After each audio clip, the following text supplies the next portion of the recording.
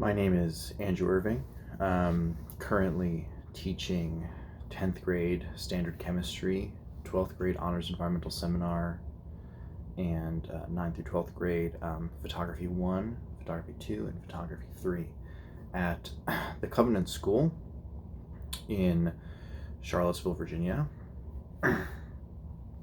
It's been recommended to me for I don't even know how many years, probably 4 or 5 now, to read a work by David V Hicks entitled Norms and Nobility. Originally published in, I think, the late 80s, or maybe early 80s, and then republished again with a very slightly updated edition in the early 1990s, maybe 1990. I've been teaching since the summer of 2019, and with no experience in the field of high school education. And ever since the day that I was hired, have earnestly attempted to become a better and better educator, not just for my students, but also for myself. How do we learn individually? How do we teach others to learn individually? There's a really fascinating point that's made by Neil deGrasse Tyson, who I personally am not a huge fan of, but he makes a really interesting point. He says in some podcast or other that he's been doing that straight A students get A's despite all of the bad educators that they come into contact with.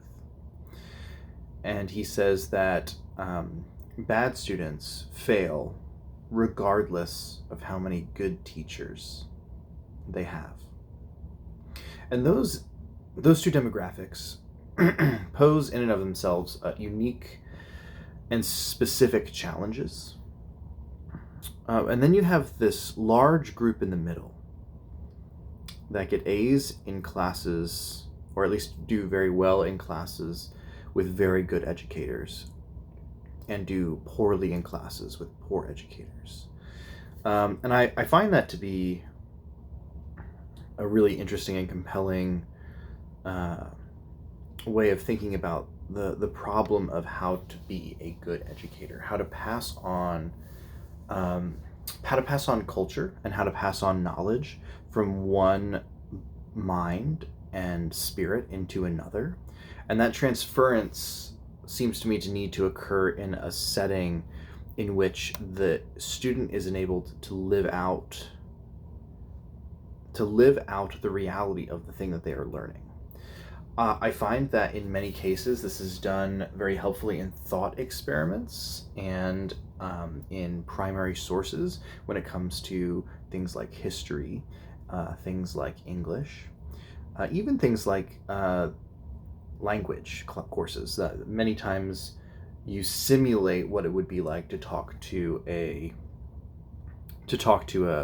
native speaker rather than actually engage in the native speaking, and then you will turn around and later in life will be exposed to the native speaking and realize that everything that you had learned wasn't helpful. But the goal there is always to bring the mind and the spirit of the student into the reality of the coursework. And I find that this is a little bit more challenging, interestingly enough, with sciences.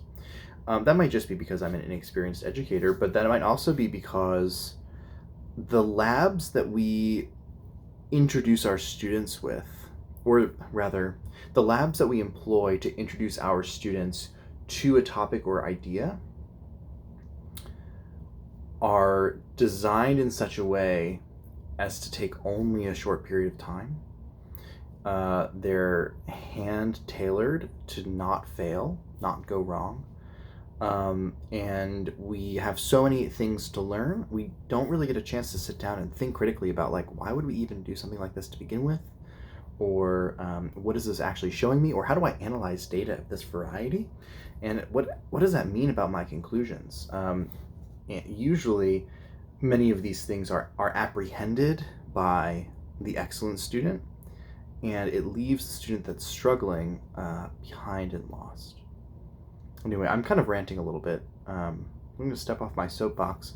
The whole point of me making this, I think this will turn into a video blog, is because I'm going to read Norms and Nobility. And I doubt anyone will ever see this. But as I read through it, my plan is to talk out loud and discuss with myself what it is that I'm reading and why it's important and valuable. And I'm doing this for a few reasons. One, because I have a really terrible memory. Two, I'm a really terrible writer and a much better orator, especially off the cuff. And three, I think that many people think in words. They think in a steady stream of language.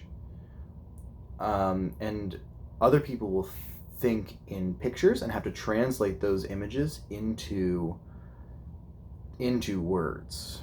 And I am, everybody has a capacity to do, both of these things, but generally you have one mode that kind of takes over. And generally speaking, I think in pictures and have to translate those into words. And what that means is that the image and apprehension that I have in the eyes of my mind are not easy to communicate with language, because I'm not generating them with language. I'm generating them almost with intuition, and then need to translate that intuition into verbal speech. And so what does that mean? That means that talking it out will benefit me greatly, I believe, in terms of my comprehension and understanding, but also in terms of application. And things that sound really good in your head don't always sound really good when you speak them aloud. And hopefully speaking them aloud will generate for me some idea of the ludicrousness of my idea or its merit. So without further ado, from the University Press of America, Norms and Nobility, a treatise on education. I think we're just going to start with the preface today, or the prologue rather, and we will,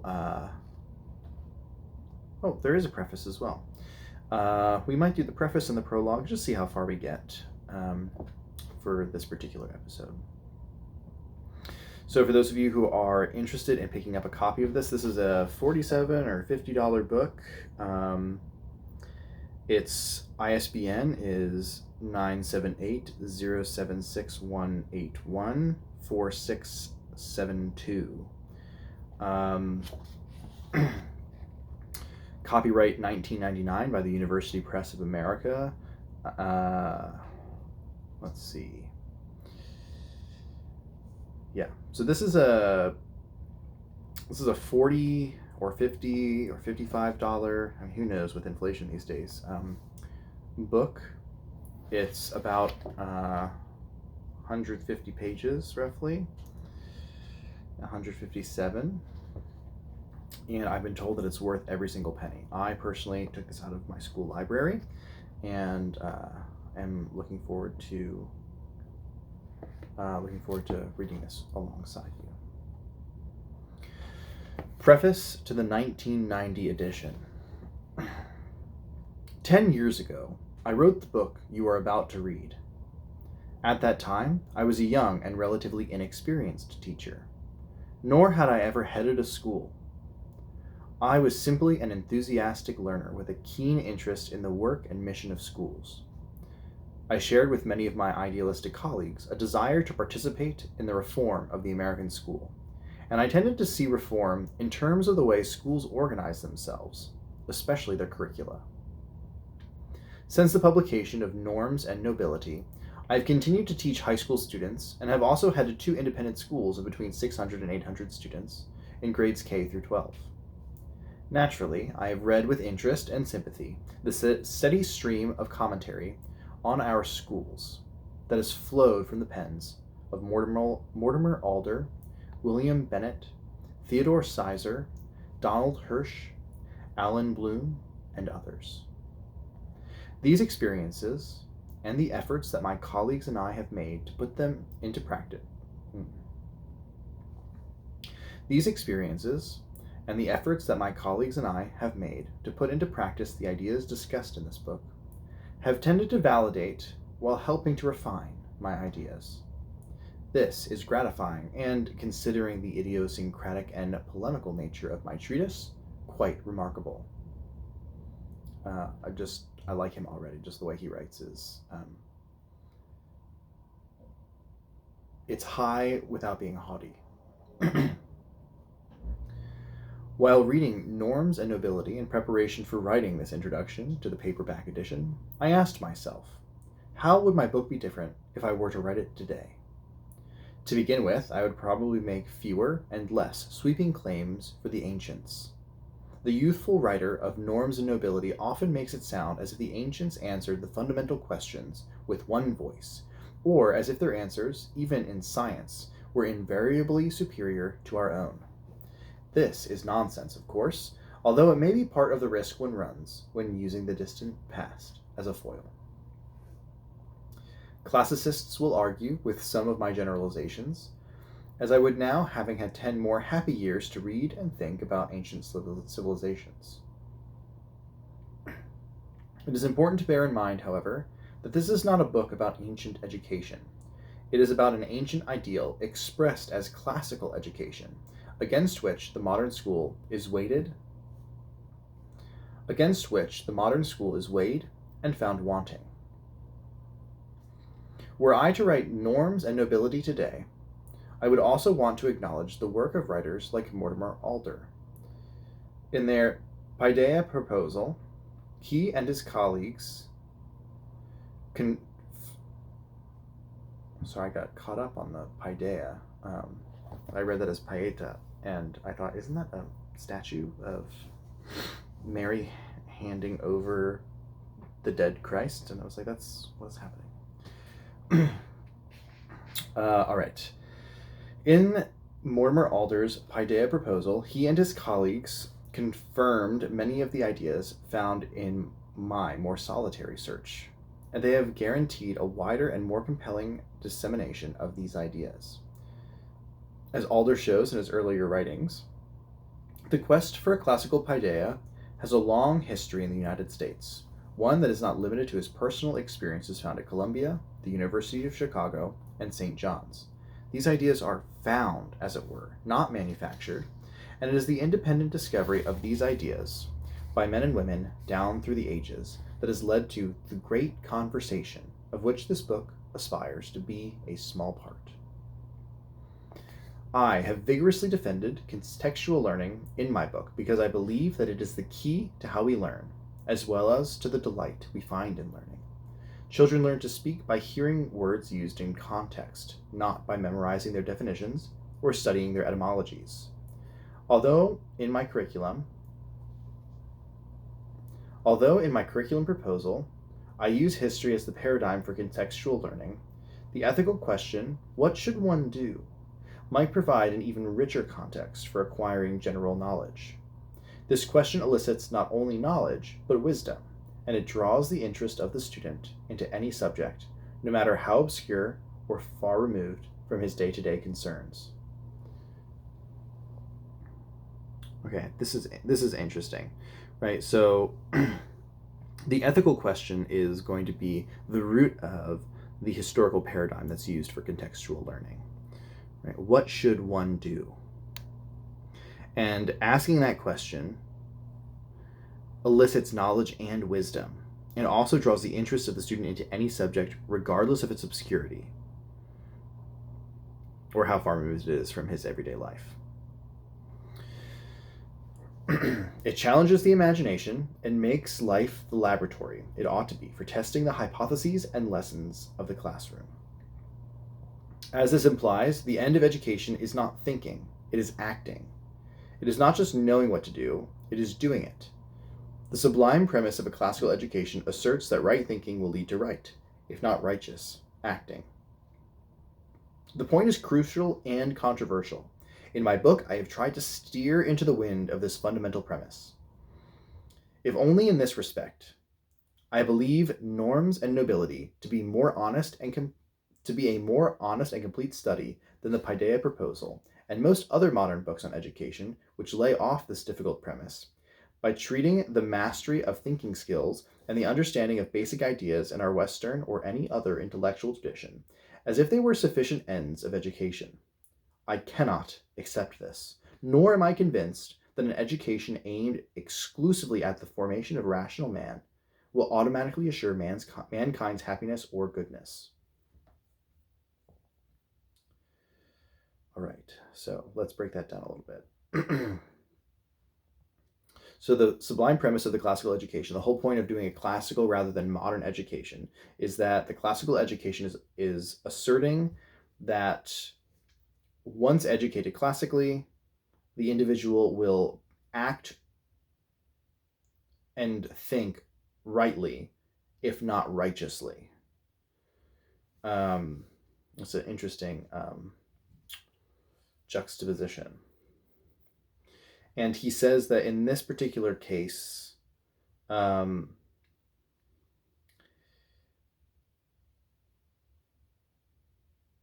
he flies into this. He disagrees with this idea that a classical education will lead to right, if not righteous, acting and thinking. He says no, because simply knowing how to think and knowing some basic Western intellectual traditions will be sufficient means by which one can become rational. And I guess that is true to an extent, but it goes a step further and claims that the rational man will automatically be happy or good, when usually we find that the rational man is neither. So there seems to be a piece. Well, I won't say usually we find that the rational man is neither. It's that we can find many rational men who are neither. And so if it's not rationality, if it's not having basic thinking skills, and if it's not having a grasp on Western tradition, which may be a key part of the puzzle, what he's saying is that there's a piece missing, or he's implying that there's a piece missing, right? These things will not automatically make a man happy or good. And I think Lewis mentions this as well in The Abolition of Man, right? His work there seems to point to this idea that the rational man is kind of empty, right? There's another piece inside the chest that needs to be added, that needs to be formed and shaped into something that can apprehend the world as it is and as it ought to be. And willingly, there's something in the chest that allows one to willingly align oneself or disalign disalign, to put oneself out of alignment with that, whatever the word is. All right. Those who believe, as I do, that teaching students to reason well is not enough to threaten, Alder would argue, to turn education into indoctrination, while placing a greater burden on the teacher and his lessons than either can bear. Yet it seems to me that the difference between indoctrination and education is more of degree than of kind. I wholeheartedly agree with that. Because the idea is that you do want to indoctrinate the student in the traditions of his people. Right? But it's not just the traditions of the people. It's a piece of that, right? And so it's the traditions, behaviors, understandings, and to hold them as truths when we, in full knowledge, know that, especially in the sciences, 3 decades from now, our understanding of something might be totally and fundamentally altered, a total paradigm shift. But if that's true, then everything that we've taught, if rationality is the only thing, then the most important thing, then changing the evidence disrupts the ability to be rational. So there has to be something else underpinning that somewhere. I think I'm reading that right. We'll see. All right. Yet it seems to me that the difference between indoctrination and education is more one of degree than of kind. And my teaching experience has led me to believe that unless my aims are more broadly defined than to make my students rational thinkers, I will surely fail to achieve even that. Education must address the whole student, his emotional and spiritual sides, as well as his rational. Yes, emotional and spiritual formation as education. That's great.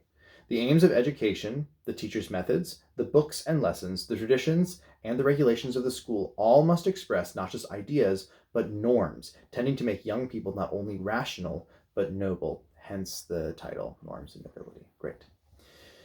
So the indoctrination then is indoctrinating them into the norms of the society, not just rational norms or cultural norms, but emotional and spiritual norms. But I guess those are all kind of wrapped up into cultural, aren't they? But the rational and emotional and spiritual norms of the society, and those need to be pointed towards a nobility.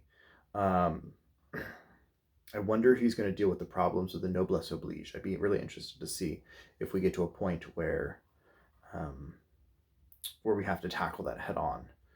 But yeah, people are not only rational but noble. That's what we want to do. Make them not only rational but noble. For this reason, I have differed from many modern writers on education by insisting upon the necessity of dogma, by attempting to circumscribe the use of skepticism and analysis, and by emphasizing the role of teachers as what Edwin Delattre, Edwin Delattre, calls practitioners of the art of learning. For this reason, I have differed from many modern writers on education by insisting upon the necessity of dogma, by attempting to circumscribe the use of skepticism and analysis, and by emphasizing the role of teachers as what Edwin Delattre calls practitioners of the art of learning. Much of this flies in the face of modern conventional thinking. Nowadays, dogma is bad, skepticism and analysis are good, and teachers and learners are sit on opposite sides of the desk. Yet herein lies the advantage of postulating an ancient ideal that provokes us to re-examine these conventions. Take skepticism, for example. As commonly applied in modern classrooms, it kills the flowering of imagination, which must accept and feed upon a premise, no matter how fantastic, before rejecting it. Premature skepticism tends to separate thinking from acting, forcing the precept to withstand an adolescent's stubborn incredulity before he is prepared to put it to the test of acting upon it. Indeed, youthful skepticism often amounts to little more than an arrogant prejudice against the novel or difficult ideas. Novel or difficult ideas, not the novel or difficult ideas. It can lead to cynicism, that is, skepticism can lead to cynicism. A sophistical, now sophisticated, belief that all ideas are relative and that none is worthy of one's wholehearted allegiance. When it comes to ideas, emotional detachment is the order of the day.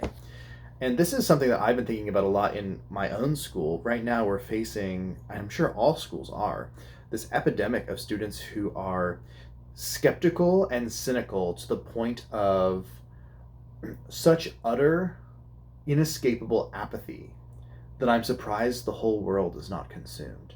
It is really, really terrible. And I was meeting a number of months ago at it was a Halloween party with a number of friends and people I had never met before as well. And I met this one really lovely, highly skilled preschool teacher, and we got to talking, and I kind of came up with this idea kind of on the spot. Part of me is convinced that all novel ideas are handed down from God directly. But we can talk about that a different day. But that the surest curative to cynicism is wonder. And so how do we take a skeptic and a cynic and allow them to re-enter a place of wonder? And I think that what he's saying here is that if you circumscribe analysis, or if you circumscribe this idea that you cannot make any moves until you've analyzed every single possible option, it cuts you off at the knees, because it doesn't allow you to engage in a productive kind of failure where you're learning something well along the way, right? Like if you're trying to learn how to make a trebuchet and you set everything up and you let it rip and it just kind of falls apart, right? In the process of the building, you can realize that your failure might not have been the physics. Maybe it was. It might not have been your design. It might have been just your woodworking skills. And so, but the only way you're going to get better at building trebuchets and getting better woodworking skills is by doing the woodworking. If you're convinced that the woodworking is great, then it has to be the other two. But the point that I'm trying to make here, before going too far down a tangent, is that being embodied individuals, we need to learn through the body. And it seems to me that that is the way to invoke wonder, is by forcing like a dogmatic view of the importance of living into the body, not forsaking the flesh for solely its mind. Okay. And that hopefully will evoke wonder. Let's see. Maybe he agrees. Maybe he doesn't. We'll find out. Such thoroughgoing skepticism makes the classroom a dull place and scorches the tender shoots of early discovery. It rejects heroes and heroines. It abominates what it does not already accept. It calls into question the very effort of thinking. Yeah. Oh man. Yeah. There's nothing more depressing than, like the other day I was talking to a student in my photography class. We use chemicals, and I make up the chemicals because they're kind of dangerous, and then they use proper protective equipment to use them, but they're using these chemicals. And when we were all done, I said, all right guys, now all you have to do is put the chemicals away. And we've done it before, like a dozen times, so they're not unsure, and they just go, how? Really? Same way we've always done it. And like, even if you didn't know, could like take a wild guess, you know. And it's this resistance to doing anything, to seeing a physical act completed into its end. But it's like the idea that I cannot think the two steps along the path on my own without my hand being held, because if I go about it the wrong way, then I will have wasted time that I could have spent doing something else. And while that is technically true, the things that they are concerned about missing out on are like the next text message or the next TikTok. It's not like they're saying, oh man, I have to put this away instead of memorizing Beowulf, something that would actually be worthwhile. All right, I'm going to keep reading. I'm going to stop going on tangents for a little bit, I think. I can't promise that. That's a bad promise. I can't keep that. All right. Mortimer Alder recommends studying the so-called great books because they present most clearly and forcefully the basic ideas of our Western intellectual tradition. This is true, but it seems to me that the richness of their emotional and spiritual content provides an even more compelling reason for their study by young people. These books articulate and acknowledge, even when they attack, the inherited truths of our civilization. They invite acceptance, not skepticism. Their precepts inspire emulation or provoke thoughtful criticism, not indifference or dismissal. They attach their truths to human emotions in ways that have moved men and women to transcend themselves and to act in accordance with the norms other than crude self-interest. I think this is a really great point.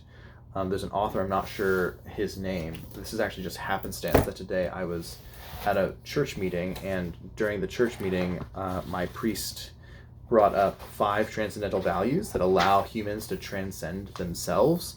And let's see if I can pull this up. They are to be attentive, to be intelligent, to be reasonable, to be responsible, and to be in love. And I think that he means to be in love both in the romantic and aromantic sense. But these 5 transcendental imperatives are what leads us into a higher existence, an existence outside of the self.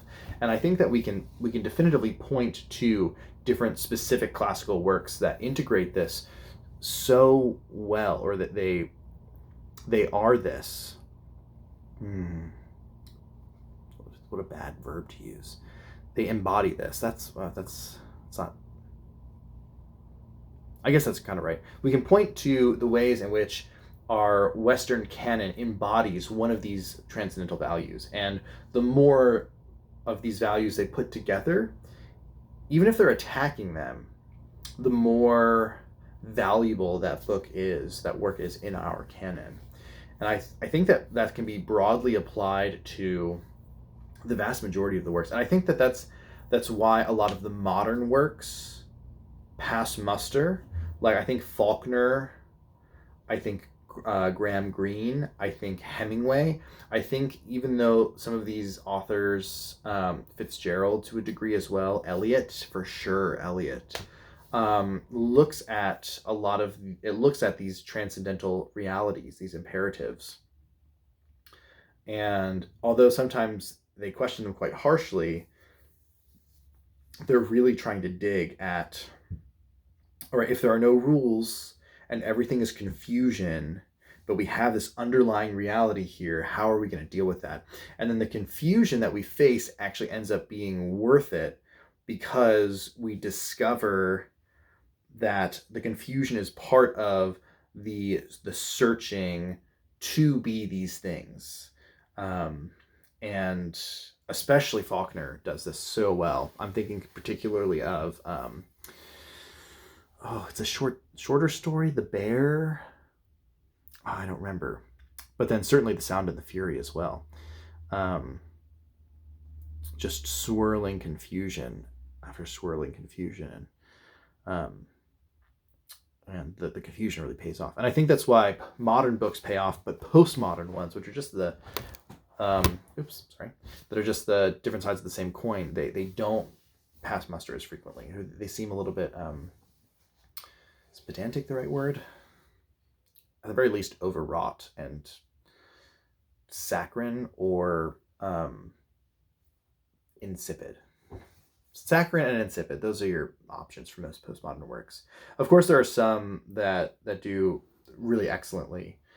Shusaku Endo, for example, it's obviously going to be the classic choice. So you can scoff at me for that if you desire. But I think Cormac McCarthy does that really well too.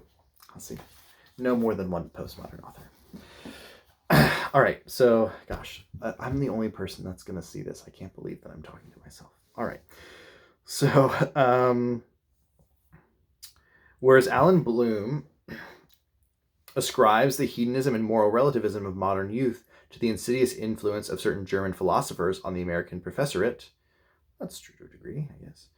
I tend to lay the blame principally at the feet of those who have enviously watched the miracles wrought in science by the powerful tools of skepticism and analysis, and have tried to use these tools to replace inherited wisdom and the emotional and spiritual content of the past.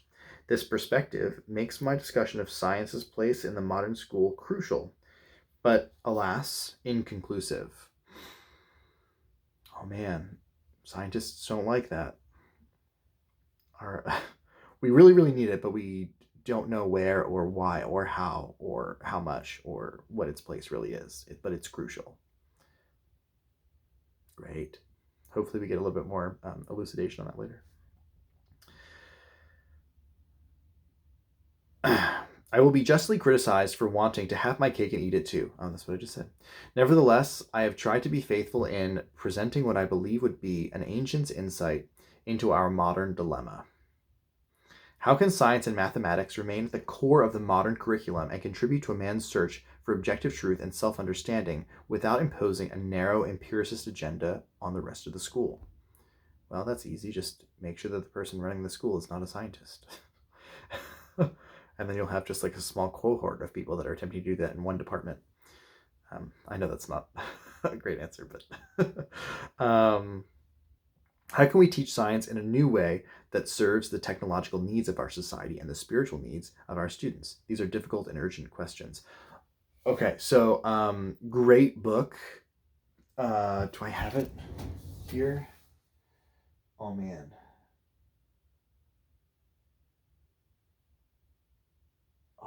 guess I don't know where I put it. Yikes. Give me a second. I've got like 3 or 4 bookshelves.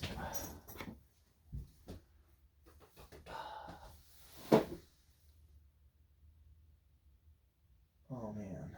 Oh man.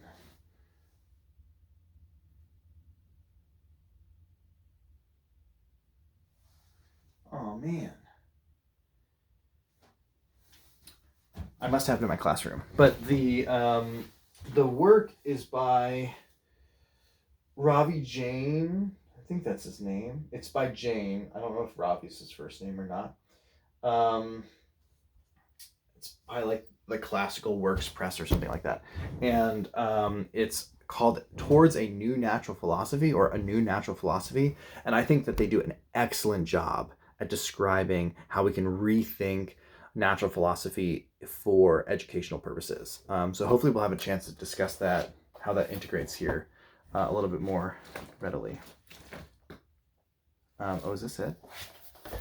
Got this huge stack of papers that I've been grading, and it's underneath all of these. Yes, yeah, here it is. All right. A New Natural Philosophy. It's a hefty book for sure. By, let's see, who's this by? This is by Ravi Scott Jain, Robbie Anderson, and Chris Hall. Subtitle is Recovering a Natural Science and Christian Pedagogy, published by Classical Academic Press. It's like $15. It's totally worth it. And they even got some really excellent lessons in the back that I got. Oh my gosh, amazing. Super helpful for my thinking about my own courses. All right, I need to finish this up because this is turning into like an hour-long video if I'm not careful. We haven't even read 3 pages yet, so that's how great we're doing. All right, must be a lot of good stuff in here. All right.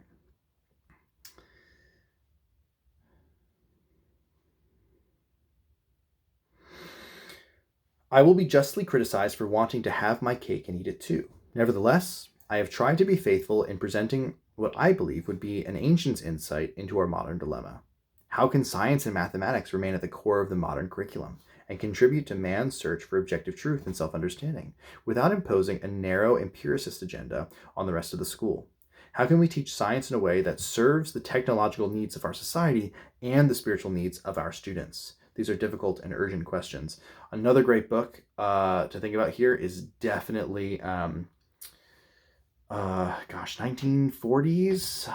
Gosh, forget who the author is, but it's called Ideas Have Consequences.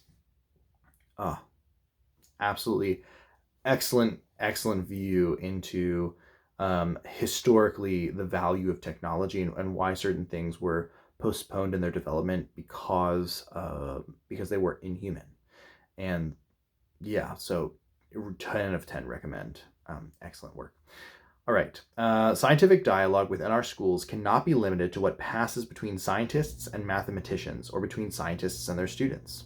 It must involve the entire school and be responsive to norms that are not derived from science. I totally agree with that. I mean, you can't generate any sort of cogent discussion of what the norms ought to be from a purely scientific perspective. You really need some sort of physiological, you really need some philosophical and theological understanding. And then you can backfill support with science and scientific evidence, but it can't be your starting point because there's no basis to understand what is a good norm and what would be a bad norm. Yeah. All right. It must involve the entire school and be responsive to norms that are not derived from science. What is man's responsibility toward the creation and toward his fellow creatures? Does his right to alter life on this earth extend as far as his power to do so? Does his quest for scientific knowledge or human convenience justify the maiming of animals in experimentation or the risks of genetic engineering?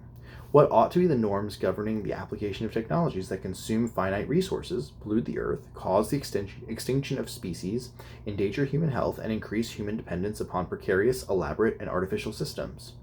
My discussion of science education has not gone far enough in finding a central place for these topics in the modern school. In retrospect, this surprises and disappoints me, considering the importance I have placed upon contextual learning for ethical ends. It now seems to me that my tendency to approach the school reform from a curricular standpoint, as I mentioned at the beginning of this introduction, contributed to this blindness.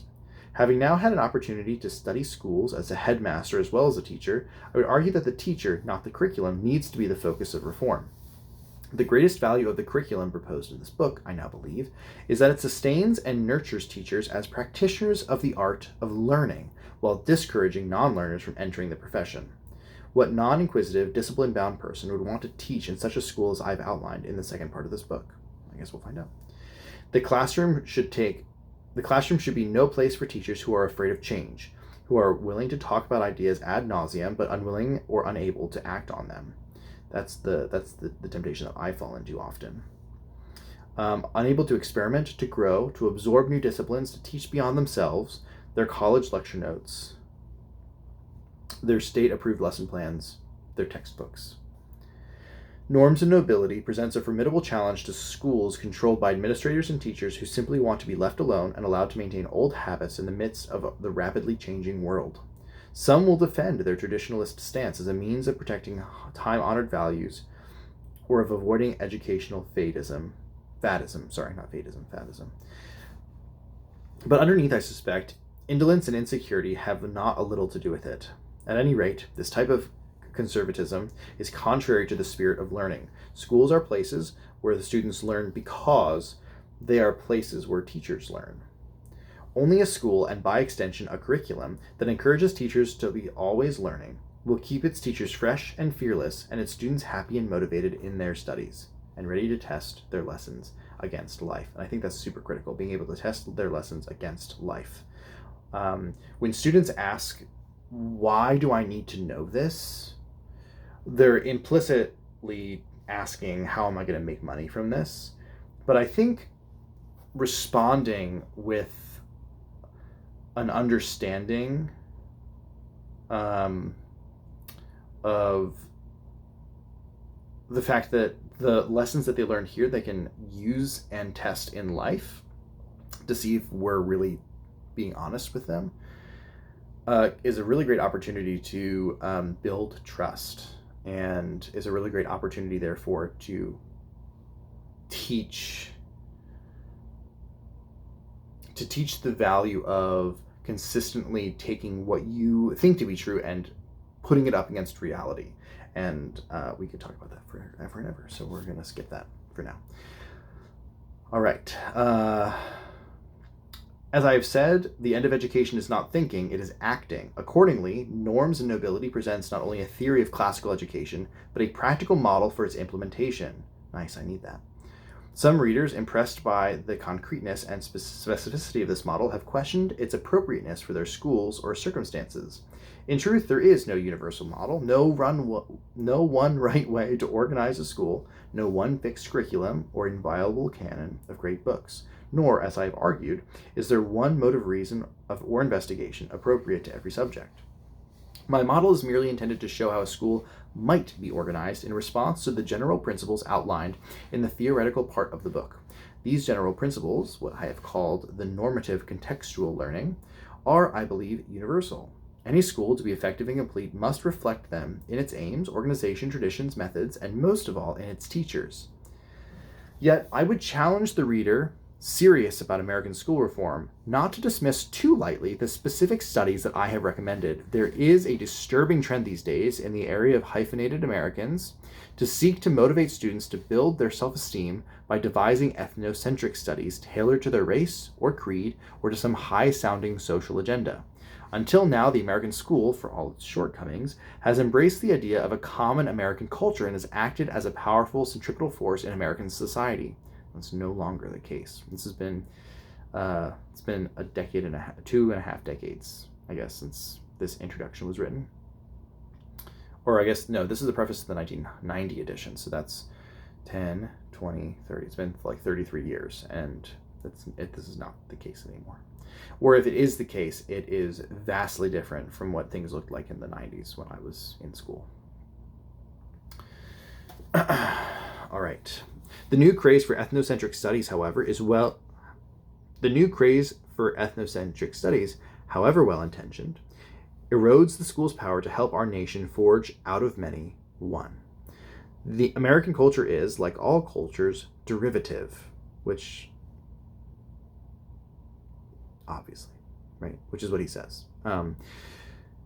Its sources are sundry and varied, but they are not different for Latinos or Afro-Americans and Euro-Americans. It is one culture characterized by racial and ethnic diversity, and yes, predominantly Western and European influences. But none of these sources or influences is as worthy of study as the common landscape in history, the shared political creed and social identity, the mutual aspirations and disappointments of the American people. Intellectuals, the media, and ethnic leaders tend to dwell upon our differences, which are often more interesting, for some reason, than our similarities. This makes it all the more important for schools to define in their curricula a common American culture, and in this way to frame the debate that will naturally arise in a pluralistic society like our own. That would be really helpful, yeah. I wonder how you would apply that to science, though, because it almost stands aloof to some of those problems, because it is primarily an analytical course of study that's not really morally I guess what you would have to say is that our preconceived notions about science have been traditionally Western derived. Yeah, you could say that. I'll have to think about that more. We'll come back to that. One must ask, if our schools fail to believe in a common American culture and to teach it, what will become of us? The question would certainly perplex the ancient whose language, perhaps wisely, could not distinguish between education and culture. It is, as this book attests, the sacred duty of the school not only to believe in our common inheritance, but to teach the unfolding of truth of that inheritance. Respect for truth, not the self-esteem our students and our regrets about the past or our hopes for the future, must guide us in the quest for that common inheritance and in our definition of the curriculum. We are a nation at risk, but not simply because our children cannot read or write or keep up with the Japanese or think and talk intelligently about the basic ideas of our intellectual tradition. We are at risk because modern pedagogy has severed the vital link between knowing and doing, because the moral marrow of who we are and of what our purposes are is being schooled out of our children, because we have become uncertain of our norms and have abandoned education's transcendent and ennobling ends. But is a school like the one described in these pages too much to ask? Not when to ask less is to make even more modest aims unattainable. Oh, rough. So either do the hard thing or make the easy thing useless and unattainable. All right.